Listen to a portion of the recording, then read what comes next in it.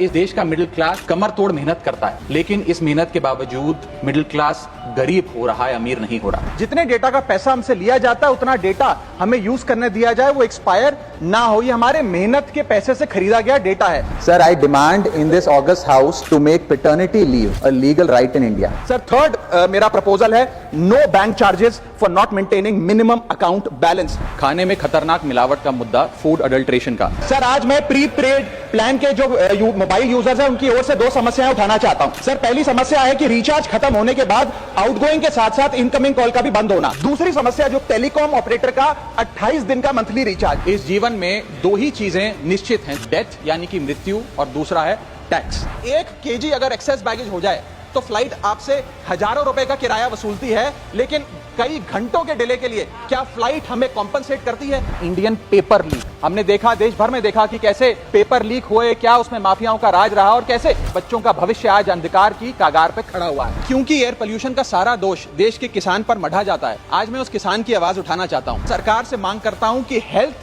और life insurance पर कम से कम हम जीएसटी ना लगाएं। ये कोई लग्जरी गुड या लग्जरी प्रोडक्ट नहीं है। सर आज एयरपोर्ट्स पर खाना इतना महंगा है, क्या इस पर कोई रेगुलेशन नहीं होना चाहिए? क्या कोई अफोर्डेबल कैंटीन का मैकेनिज्म नहीं होना चाहिए?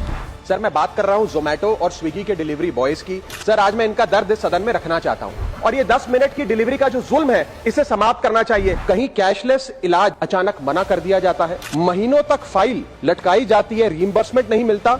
और आज मैं उन्हीं सिटीजन्स की जो टोल प्लाजा पे हैरेसमेंट फेस करते हैं उनका मुद्दा आपके सामने रखना चाहूंगा कि फुल कॉस्ट रिकवरी के बाद भी टोल वसूला जाता है 20-20, 30-30 साल तक। जब आप बैंक को पूरे विश्वास के साथ अपना डेटा देते हैं, क्या बैंक आपके डेटा को सुरक्षित रख पाता है? अब ये लीक है कि जाने अनजाने में डेटा शेयरिंग है, ये फैसला मैं आप तक छोड़ता हूं। मैं सरकार से निवेदन करता हूं कि हर भारतीय को एनुअल हेल्थ चेकअप का लीगल राइट दिया जाए। बाटा कंपनी का जूता पहनने वाला भी आज हवाई जहाज की टिकट नहीं खरीद पा रहा है। हम सांसदों को तो फ्लाइट की रीइंबर्समेंट मिल जाती है सर, आप उस आम नागरिक का सोचिए जो इस स्काई रॉकेटिंग एयर प्राइसेस से जूझ रहा है। That is the issue of fair use and arbitrary copyright strikes by digital platforms. जो इंटेंट था कि जीएसटी कम होगा तो वस्तुएं सस्ती होंगी, वस्तुएं सस्ती होंगी तो कंजम्पशन बढ़ेगा, कंजम्पशन बढ़ेगा तो डिमांड बढ़ेगी। ये हुआ नहीं, और ये इसलिए नहीं हुआ सर क्योंकि प्राइवेट कंपनियों ने इस मुनाफे को जनता को नहीं सौंपा।